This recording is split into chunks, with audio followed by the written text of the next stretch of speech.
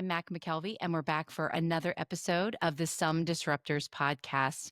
And as you will notice, I'm not wearing my hat tonight, and I'm also flying solo tonight because I'm not joined by my lovely co-host, Heidi Keel. And Heidi, since you're not here, I'm not going to wear my hat. I will bring it back when you come back to co-host, but that's how people will delineate my time away from Heidi and my time with Heidi. But in the meantime, I have an amazing guest today. I'm excited for everyone to meet Sabra Willner, and Sabra joins us today. So for those that don't know her, she is very much known for driving growth in startups, Fortune 500s, and everything in between. So that's how I'm going to introduce Sabra. Sabra, thanks for being here today. My pleasure. Thanks for having me. I know we've been having some really good dialogues as of late. For those that don't know, Sabra and I were recently introduced by a board member, and Sabra's out in Boulder, Colorado. I'm in Vermont for people that know. And we've had a few conversations over the last couple of weeks, and we definitely have a meeting of the minds on where marketing is and where's marketing is going, I think. Definitely. I really enjoyed those conversations, and I'm so glad we're able to do it on this platform because I think a lot of the conversations are you seeing this too? And how are you responding to that? So I'm excited to be able to talk about that today. I think But I'm that's, curious, please go ahead. no Heidi, does that mean no housewife introduction? You know what? I am all for a good housewife introduction. If you have one, let's hear it. I would love to I feel hear like it. we have to in Okay, I'm Heidi's in. like honor, right? I mean, that's a very good point. Okay, Okay, Sabra. because I had to think about this. So, with my best sass, Okay, and if anyone knows me, this is my alter ego speaking right now, right? I'm ready. I don't just build campaigns. I build the engine that makes the money. Okay, okay. I am really glad that we did that. That was a very good one. And for future guests who are listening, just saying, Sabra has set the bar pretty high. That was good. So are you a housewife fan? Um, Ish? no, actually, my husband helped me with this one. I'm not sure what that says about him, but I love it. he was, yeah. We were going down a path of, something that lasts longer than reunion feuds, and we decided we should focus on the money. Yeah, the money is a good spot. It's Yep. funny. My husband is the reason my company is named what it's named, but that'll be a whole other episode for another day. So here's to having Hey, I'll cheers to having yeah, good partners. And exactly. there's our awesome logo. I've got her on my a sticker on my cup today. So I don't have my hat on, but I'm always joined by awesome. She's with me every day. But Oh, let's so jump great. in. So Sabra, Okay. why don't we start with, can you give listeners a little bit? I mean, I know you've worked at everything from Ogilvy to Lenovo. Talk a little bit about your background and what you really love working on from a marketing standpoint.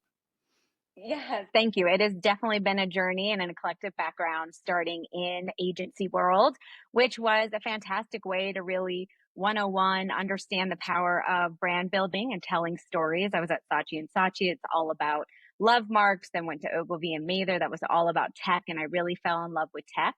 But what I really saw was there's an opportunity to do integrated marketing. And so I wanted to figure out how to bring above the line and below the line activities together, which took me client side actually at CA Technologies, where I was helping to build out a partner ecosystem, which was an exciting opportunity to take it from a product to the full company. And that's really where I learned I like to swim upstream. And so then went to Lenovo for 5 years and built out a commercial software business unit within the world's largest hardware company. Wow. And and during that time, moved from New York City to Boulder, Colorado, and was so impressed by the startup ecosystem out here. And as I was moving along in my career, I realized my job was changing from actually doing marketing to sitting in a lot of meetings and swizzling budgets. And I was really missing marketing because I love that. I think I was driving my team crazy, being like, please let me sit in the brainstorm session, fuel my energy. And so that's when I just started talking to a couple of startups here and, have had an opportunity to work for Bootstrap, work for VC backed and PE backed. And it's just so exciting to go into these companies and show the power of marketing across all departments. Okay, so I want to pause you right there because you've said something that a lot of our listeners may not even understand that there's a difference, right? So working for a PE backed company versus a bootstrap versus VC. Can you talk about any of the big differences as from a marketer lens, what made working for those companies different? Definitely. I think some of it has to do with who is selling and what the power of the brand is. So, a lot of times when you're coming from something that is bootstrapped or maybe VC, it's very focused on the founder and leveraging that person as a thought leader and leveraging their connections and relationships in order to build your pipeline. Whereas PE back tends to be maybe more of a traditional marketing motion as we see it. There tends to be more resources, and there's often a network of portcos that you can learn best practices from, see what is happening in the industry, and move a little bit faster because you have that institutional knowledge. I think that's been my experience. Yeah, I think that sounds really spot on. I mean, I think until a lot of people don't know, right? My daughter works for a great company in the ad tech space, and she just recently figured out they were PE owned. She thought that they were, I mean, they're a privately held company, but didn't realize how large the owners were of the organization. But it is interesting because in the PE world, right, it is very much about, well, and I guess for PE as well, for VC as well, it's about maximizing returns. So, and that's what marketers do best, the best marketers. Yes, I think sometimes if you want to be stereotypical, VC is maybe a little bit more growth at all cost, and PE is a little bit more for the long term. And I think growth at all costs could be really exciting for a marketer, but I think you have to be really careful with that pace because we know it takes time for marketing to make an impact, to make sure that you're getting the ROI and making sure that well you're learning along the way. You want to make sure that you don't burn through all your dollars before you have your learnings to apply your efforts and resources in the right places. Amen. Amen. Well, let me ask you this. We've kind of a list of topics we'd like to get to because I think one thing that makes you really interesting in a lot of ways is because you do have big company and startup and everything in between, that you do have an eyes wide open view that marketing is about strategy. It is about prioritizing effectively. It is about leveraging your resources. But at the end of the day, it's also about showing value on a regular basis. So I thought something that could help our listeners today is like just running through some of our topic areas. Like I'll just throw out a first one we can get started with customer advisory boards. Bottom of the funnel, probably one of the most important areas. Let's talk about customer advocacy and the roles today. Would you recommend any company get a customer advisory council? Where do you want to start? Oh, I'm a big fan of customer advisory councils, and I think same thing, partner advisory councils if you have a channel, right? I mean, we talk about the voice of the customer and how important that is, but how do you actually really get to hear it. And I often feel badly for our clients because it's almost like, they get put in a zoo and we're like, let's ask you a question and touch you and feel you and say if you're real. But the customer advisory council or partner advisory council shouldn't be that one way thing. It should be a two-way conversation that not only helps the company understand the pains that a customer partner is trying to solve, understanding how they're using your technology, if it's in expected or unexpected ways, or if it's not being adopted in the way that it should. It also allows them to have direct access to your executive team. And then on the flip side, this is important for your customers to also feel like they are invested in your company and they are having a voice. I know a lot of people that may be controversial for some that, oh, then all of a sudden your clients influence your roadmap and you're not innovating. That's not what I mean. It's but understanding what's going to drive retention, what things they're thinking about in the future to make sure that that maps. It also makes them get early information that they can take back to their company to be able to help. But really, the number one thing that I think customers and partners enjoy in these advisory councils is being together with one another. And so, like, do not jam pack it with content, talk at them. A lot of things that I've done in the past is having co-hosts, right? Having a client with someone in your company do a knowledge session so others can learn and hear how clients in their business are doing similar stuff. Or just having networking events that allows them to say, "Oh, I heard you ask an interesting comment during one of the sessions. I wanted to follow up," and really talk to each other. And then that community, right, can live within a platform, it can live within an email domain, it can live within, in-person events, and also hopefully staying in touch with, bi-monthly um, webinars or, Zoom sessions. What stage should you be uh as from a growth standpoint to consider, in your opinion, get pulling together a customer advisory council? Well, I think in smaller stages you're more connected with your customers because they are your early purchasers. They're very involved. But I do think as soon as you get um, big enough, like Series B, Series C, that maybe there's customers that you don't know, or you're really in a way in a place that you can stratify your clients based on revenue, number of users. Um, support tickets, right? Yeah. That's really when it's important to have an advisory council. But I don't think you can ever start too soon. It's just about the resources, the time and commitment that it takes. Controversial question, perhaps. Who owns the customer advisory council? Is it marketing? Is it sales, product, go to market? I think the lead. So historically, I and marketing have always owned it. That is the point person, but it really is a collaboration across leadership to make sure that all department updates are reflected and obviously done really closely with customer success and support. But you really don't want it to, while it will have the nice side benefit of retention and upsell, you don't want it to feel salesy. You really want it to be a two-way conversation, and you want it to be a great event. And I think that's a lot like a great experience, whether it is an event, online community, whatever it may be. And that is just one other interaction that clients have with your brand, your persona. And so you want to make sure that it stands out. And you also want to think about how you can monetize that, right? Is there a badge that goes on LinkedIn? Is there a certificate that they can say they achieved after a knowledge share? What do you do to show that you are investing in your client base and that they are committed to you? I know on the flip side, people are always sensitive to promoting their clients and having client names out there because it's easy to poach. But I believe if you are confident in your product and the service that you're providing, there shouldn't be a risk to having your clients speak up, because that's just going to help facilitate word of mouth when their peers are asking them, "Oh, what's this new certification? I saw you added something to your LinkedIn. Tell me about it."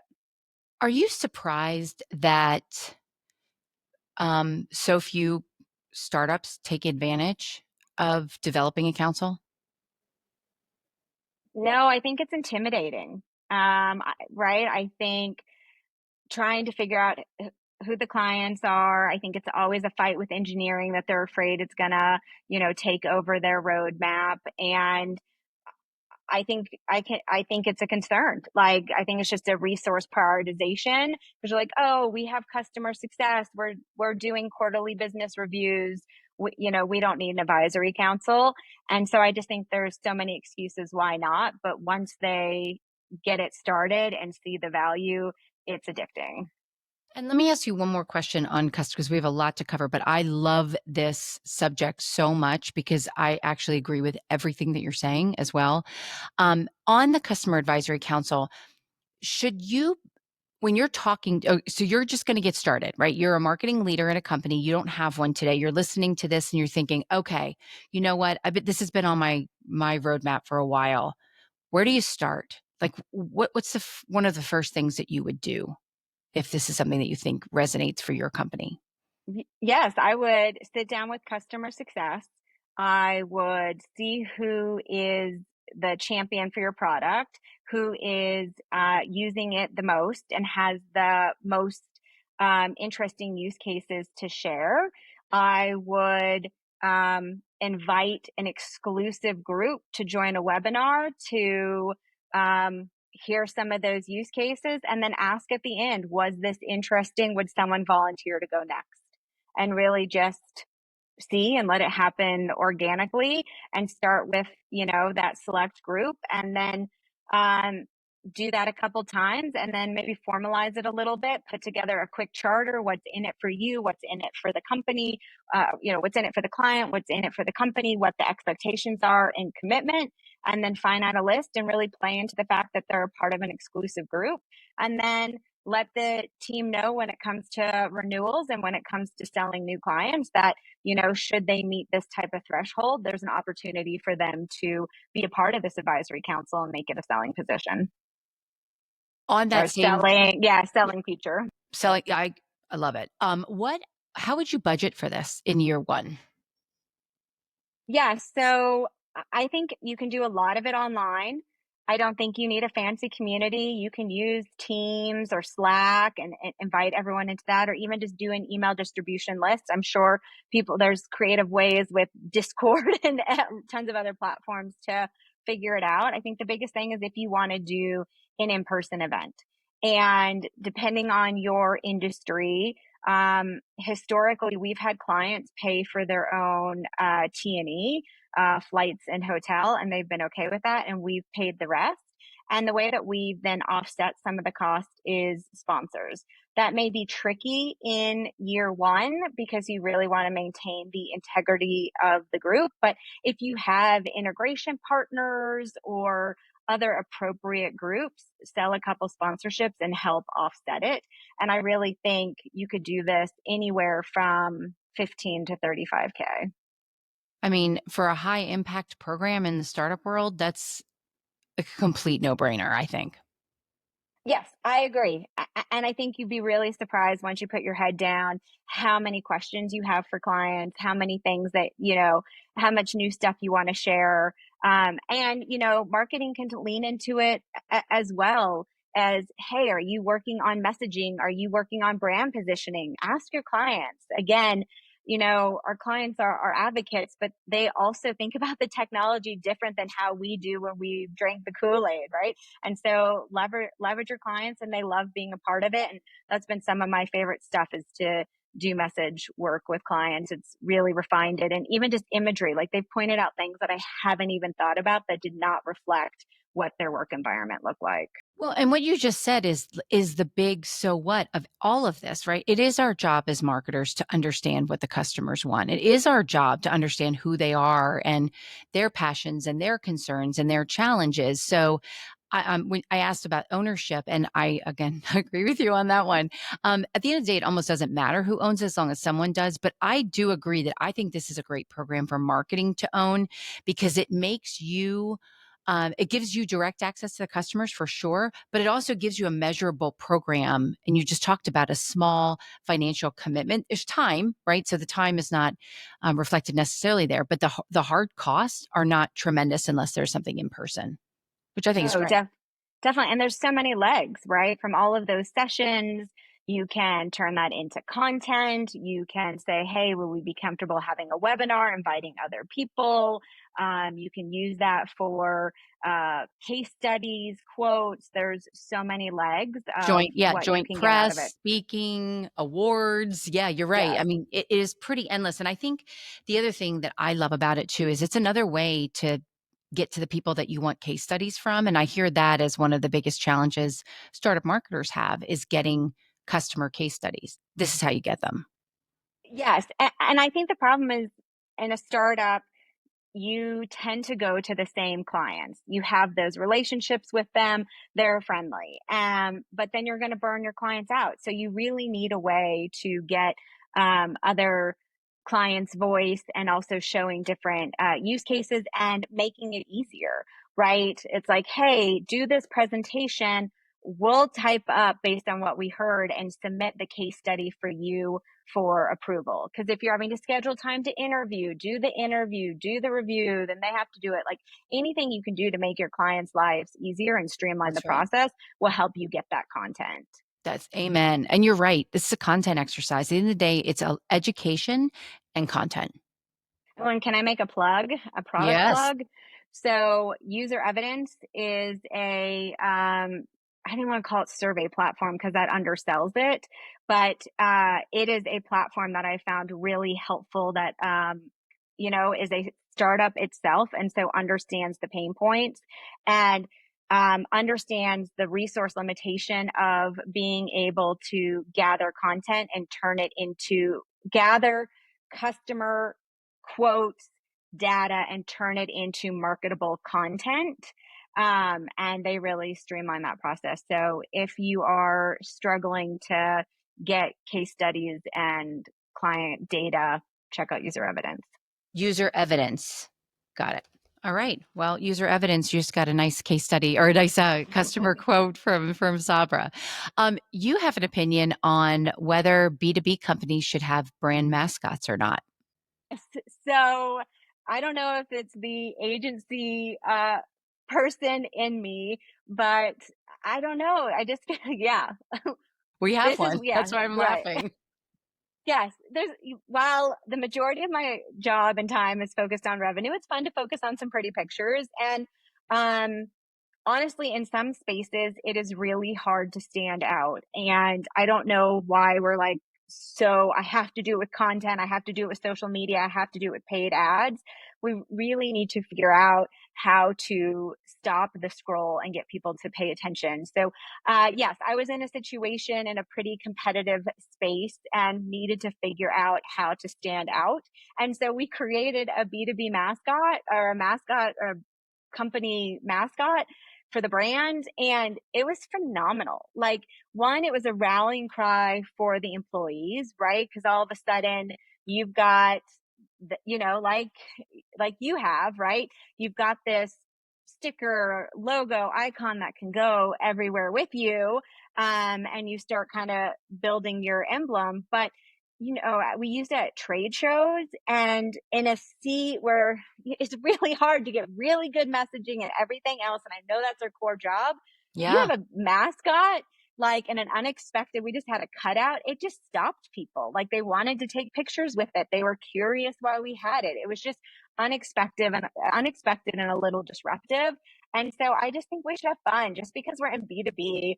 Um, it doesn't mean people take off their consumer hats and no longer like cat memes and all that fun stuff. They still want to have fun, and I think we should lean into the creativity in the B2B space. Well, and I love that because it is the brand mascot. It is the visual ID. It is the brand. It is how do you? I love what you said. Like the so many very cluttered markets are just like a giant sea of sameness, right? Everybody looks the same. Everybody sounds the same. Everybody uses similar colors, similar fonts.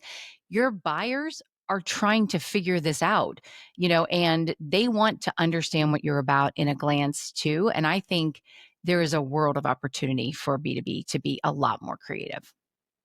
For sure. I'm dating myself a little, but I used to do print and TV, right? And we would test so much of that, especially with TV, and it was about the recall, right? What are they going to remember? And that's why IBM did the blue bars at the top of their commercials, was because that's how people immediately knew IBM was about to give them a message and move them faster into the communication. And also it helped them recall that it was IBM that had delivered the ad. And so I think some of Totally. those foundational marketing pieces, um, we shouldn't forget. Well, it's jingles too, like even Intel Inside, right? They had the Yes. do do do do, like you knew that was an Intel commercial. I can't Yes. believe I still know it. I worked at VeriSign and we had the check mark. It wasn't my division, but the check mark for really going to date myself here. So back in the olden days when the internet was new, um, you did not know which sites were safe to transact on, right? You didn't know if it was safe to put in your credit card number, and all these e-commerce companies were sprouting up and very eager to sell their wares directly to the American consumer. So what VeriSign did was the check mark, sort of like the, oh my God, also dating myself, the good housekeeping seal. Seal of Oh my gosh. approval. Okay. Everyone that was born before 2000 has no idea what we're talking about. But the point is, you don't need to know the company, but But now they know, right? On they now social know. media, it's the blue, right? Yep. It's evolved a little bit. It's not like it's the concept that's come forward, but I don't think we use it as much. And sorry to cut you off. I love all No, those not at all. examples that you were giving, and I don't know why we moved away from some of those confidence and trust builders because that's so important with the customer. We need to take a quick break to thank our sponsor. We will be right back in about 30 seconds. We love startups, but marketing for them can be hard. Whether you're a founder, a seasoned marketer, or a recent marketing grad, Startup Marketer is here to help.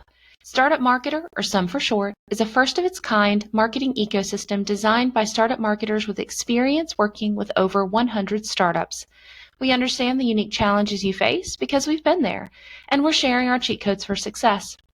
With bespoke marketing templates, on-demand courses, interactive sessions with experts, and a vibrant community of like-minded professionals, SOME combines accelerator muscle with community wisdom.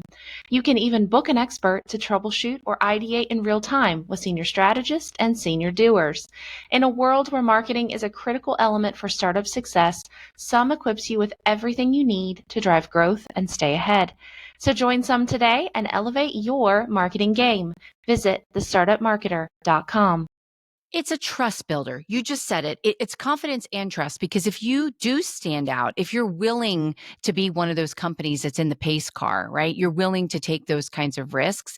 There are companies that are going to be really excited that they want to partner with the company that is disrupting, is moving the market forward. And that's exciting to look exactly like every single one of your competitors. How do you think your customer's going to make a decision? Like it really makes your salespeople's job so much harder. So, with that, let's That's jump to another one. By the way, Oh, I I want to was jump gonna to. Oh, say, please okay, yeah, go but ahead. no, I think especially with for a startup marketer, the last thing you need is your sales team explaining your company before they can even start selling the product and value.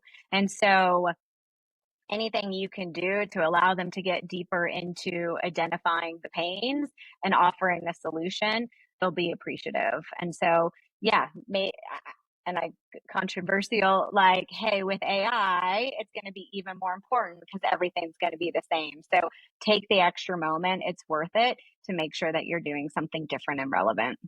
We're going to talk about BDRs for a few minutes. And speaking of AI and spammy emails, let's talk about the important role of that is the BDR. But reporting structure. What is the BDR's role today? Is there going to be a role for BDRs in the world of AI? Oh, we're All of hitting the things. all the hot Let's takes. talk about all the hot takes. So again, I have had BDRs as part of marketing and I love it. I think what is so important with marketing to help marketing be successful is that handoff between marketing and sales.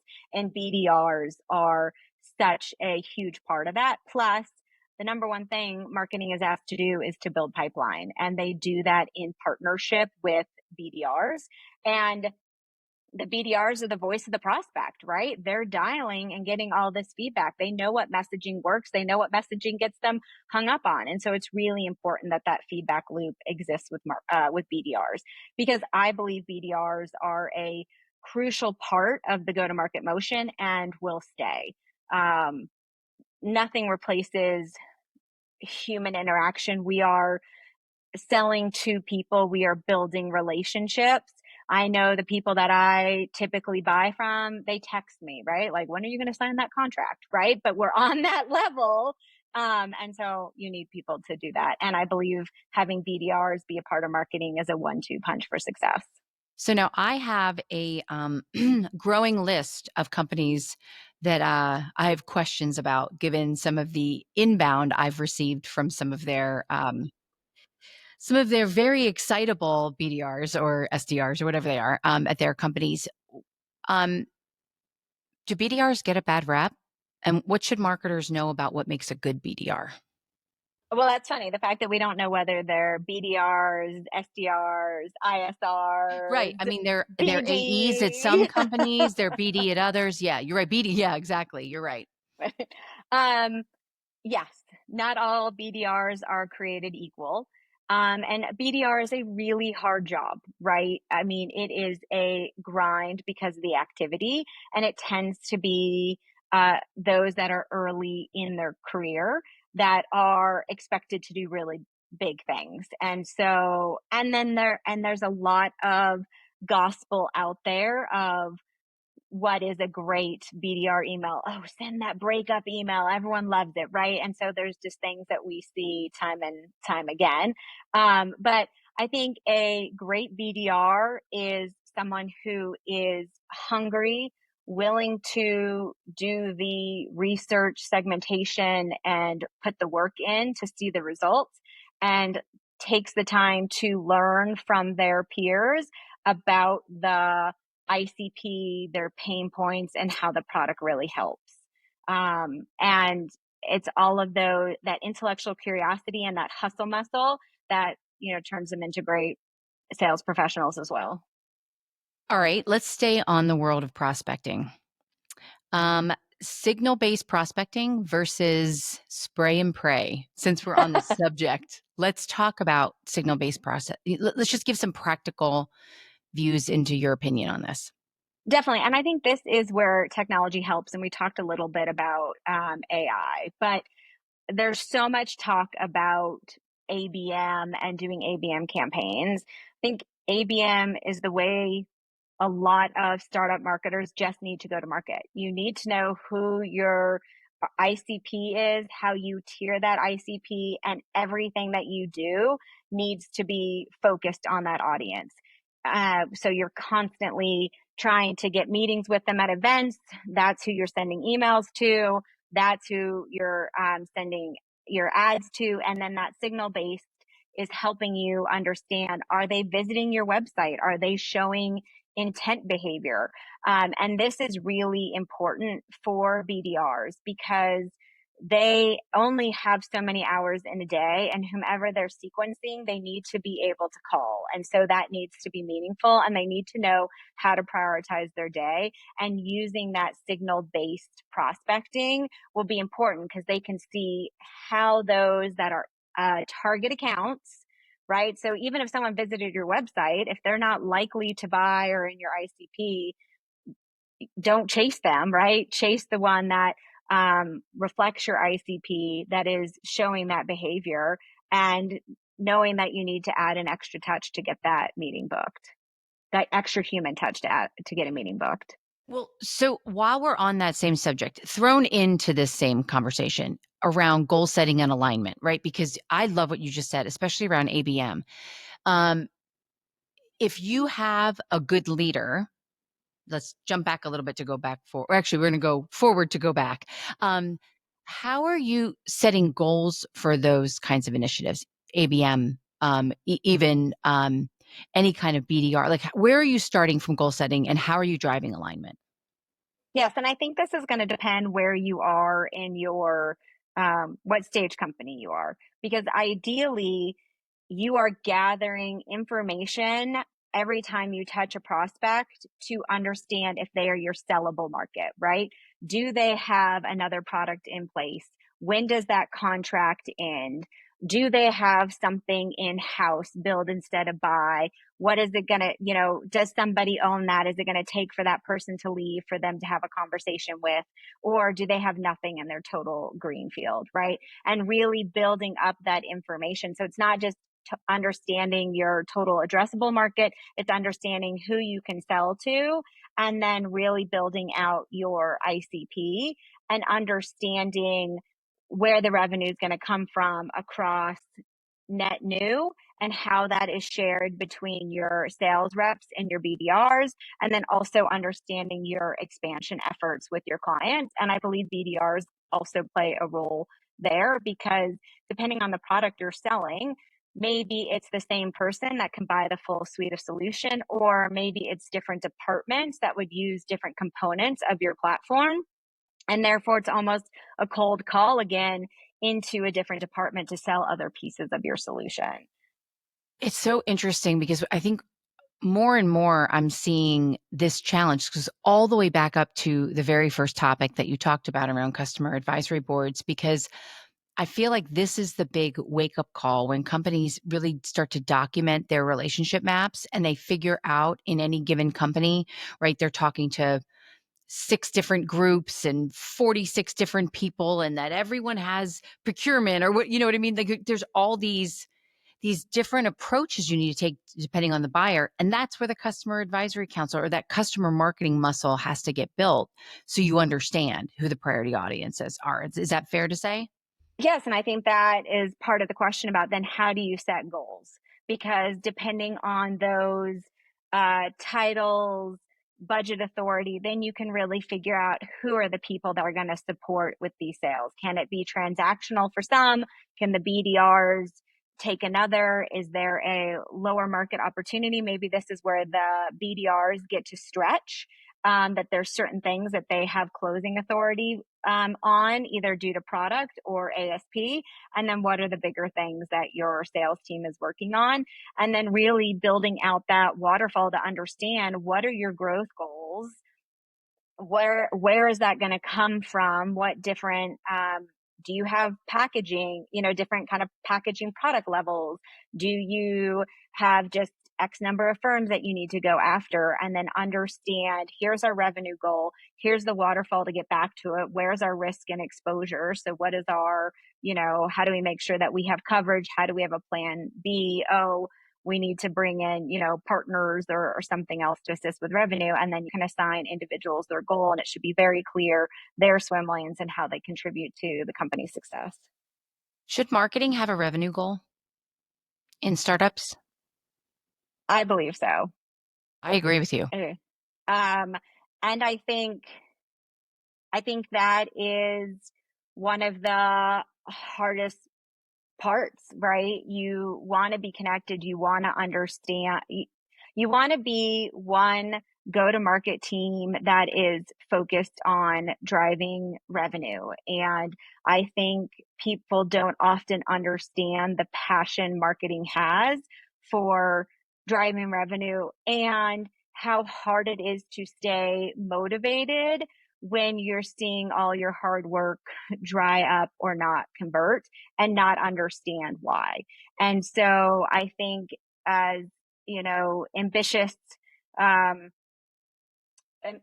marketers tend to be, ambitious top talent, and they want to win. And so, connecting the dots to help them win more than pipeline to see it at the end. Plus, things fall out of the pipeline. It's not linear. So to say marketing's just going to pass stuff off and then they're done and they met their pipeline goal, right? To have marketing be a part of it. And that's where I think it's great that BDRs are a part of marketing, because then they're really doing account planning with the sales reps of, hey, did something fall out? Okay, does a BDR need to chase to get that meeting scheduled, or do we need to engage marketing and send a food truck to their company to Exactly. remind them how excited they were about the opportunity? That's right. And I mean, I'll ask you this straight up. If you're talking to founders, because a lot of founders listen to the podcast as well, and so founders/CEOs, what would you tell them if they're thinking about how to more align marketing's salary/budget/revenue or with revenue? What would you say to them? Well, I mean, I also think the dirty little secret is if you have a commission plan, you also have the opportunity to make more money in marketing, Thank you. right? Because otherwise salaries tend to be on the lower side. So I think if I You was see where I'm talking, going? yes, I think if I was talking to the founder, I think marketing is often put in a box. And the way that I like to talk about it is I drive business transformation. Marketing is just my toolkit, right? Marketing is just the way that we build pipeline, that we show, we help with retention, all the different areas of the company. And so I think a founder needs to look at marketing as their thought partner, more than just someone who's going to push out brochures and ghostwrite their LinkedIn posts. We hear a lot from founders. No, it's true though, because we hear a lot from, and this is one of the challenges we talk to our members a lot about at Startup Marketer is the balance between marketers trying to think long term, plan long term, act short term, because with founders, and again in VC backed companies, you've got to show forward momentum at all times. You've got to hit milestones, you've got to hit your goals, right? No one's arguing any of that. But in the world of VC in particular, right, could it drive more impact if that marketers had shared risk, shared reward? Just a thought. Well, I think it's interesting because something I'm seeing more and more become a trend and being discussed is marketing reporting into the CRO. Oof. And Oof. Loaded statement. Yeah. But I hear what you're saying. And I have right, opinions on that as well, actually. Early yeah, stage, I kind of get it. Later stage, I, I think it's really tricky. I think a lot of it has to do with the CRO because of that short term and long term vision. Because you need marketing. Marketing can help solve some immediate problems, but it really is laying the foundation for long term. And I think that's the rub is if marketing is partnered with the CEO, it is a collaborative approach to how marketing can support the business versus being with the CRO and having to focus on the immediate pressures of the quarter, the week, the month, the quarter. And that can be tricky for marketers. And I think that's why this stage matters. Like if, you're an earlier stage, there's a lot of wins that you can get really quickly and low hanging fruit to pick. And a good marketer can handle that while laying the foundation for the next 6 months out. But, as you grow, you need to be thinking ahead of like, okay, we need to be doing more brand building. Okay, we need to think about maybe a tangential ICP to be able to achieve our growth goals and solving those other pieces, working with product to really understand what's happening from a competitive standpoint, making sure you're staying differentiated, and understanding what's coming so you can, stay in front of that. So I think marketing really needs to be a collaborator with all of leadership, but it is definitely connected at the hips with the CRO or with head of sales. I want to shift a little bit. I want to ask you, we get a lot of professional development questions because a lot of our members are mid-career and they're thinking about how do they get on the track of marketing leadership. So I want to talk a little bit about the world of player coach, right? Because I think it's interesting. We talk a lot about player coach, but I think we talk to the coaches a lot. I'm curious about what you're hearing from your players, because I'm assuming you're a coach. You're a boss that's a Yes. coach. Is that fair to assume? Yes. Yeah, it's the same way. What are you hearing from your players? What are you hearing from the crew coming behind us right now? What are their challenges? What are they concerned about? I think, well, it's like the way that we got introduced, right? We are lucky that we have a network. We can talk to people, talk about problems we're trying to solve, or people just think of us and like, oh, I have someone really interesting that you should meet. I think the players don't have that type of network. And so really helping them have people they can use as sounding boards, especially in startup, there's one of you, right? You're not a team of four content developers or, a product marketer for each one of the products. You're one person trying to solve something. And so you really having that sounding board that can help you, that person who knows you and can give you feedback, but also a broader community that shares best practices. Again, while our industries are different, we're probably seeing a lot of the same things or trying to deal with a lot of the similar issues that are coming down. And so having a community that is sharing, what's happening and also seeing how that's not working. I think this generation is so much better at creating boundaries, and I am so jealous. Yeah, okay, can I we just stop right there? You are so right. It is impressive. I don't have those genes. I'm so impressed by it. You're right. Yeah, I wish, right. It is such a good attribute. And especially in Colorado, like to see it in Colorado, people really do enjoy their lives.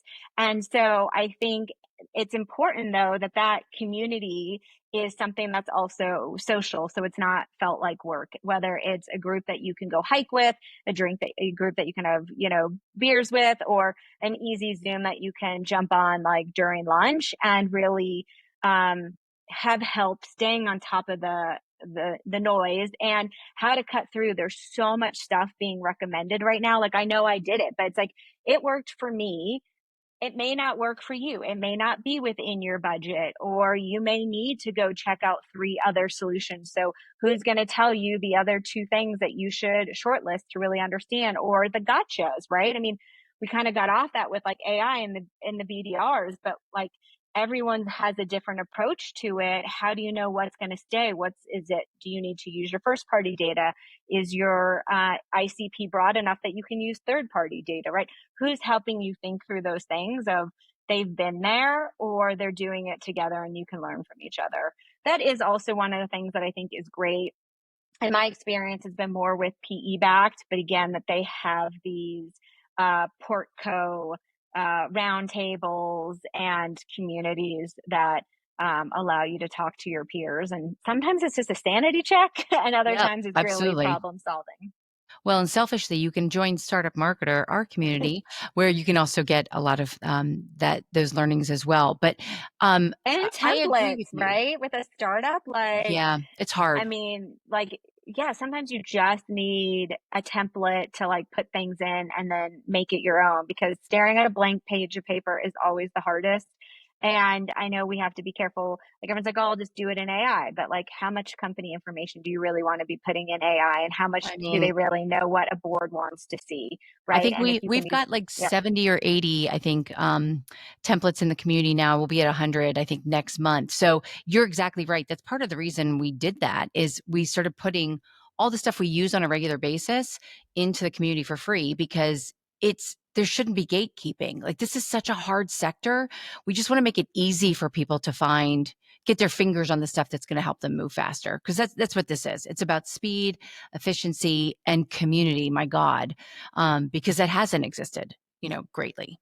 Well, and that's where it comes on us as the coaches, right? I mean, because a lot of times we're super busy and we're like, go figure it out. So it's great that they have a template. If not, it is on us to say, okay, let's sit down and whiteboard this so you know what you need. And I think it's a lot on us to really coach our team members. And that's taking time outside of your weekly one on ones to have a conversation about, um, how is it going, right? Not just even performance feedback, but like, what do you want to do? Like, what is your ambition? What is your career path? And just really having those conversations, and then also asking for feedback. I think it's really important that we ask for feedback, because there could be things that we could learn or change. And you really want like, you don't want to be turning over your employees in a startup. You need them heads down going fast. And so having them feel like they're growing and invested in will make a difference. Yeah, I completely agree. I completely agree. All right, Sabra Willner, as we start to wind down, I just want to say, first of all, thank you for being here. I would love to have you back, because I think you gave such a great perspective with your background as CMO and heads of marketing in such big, impactful organizations. I would love to have you back to drill back down to on a couple of these topics, or maybe some more. Maybe we can have a brand challenge, a B2B mascot off, if you will. We will have a contest or something at some point. But there's a lot more I'd love to unpack with you. But I really do appreciate your time and all of your expertise and you sharing it all today. Thank you, Mac. The time went so fast. I So fast. really enjoyed our conversation. I hope people found it helpful, and I would love to continue the conversation. And if people want to reach out to me, I if was I just can going to assist, ask, how do they yeah, find you? find me on LinkedIn. There's not many Sabras out there. No. And we did establish in our first conversation that it is no relation to the hummus, but Right. Well, I came first. I guess that could be my other like housewife take, because actually Sabra is the fruit of a cactus. It is prickly on the outside and sweet on the inside. I see your second So intro. So you work on that. We will have you back in a few weeks. We'll have another conversation. I've loved this. Thank you, Sabra. thank you, Mac. Have a Talk great soon. afternoon. You too. Bye.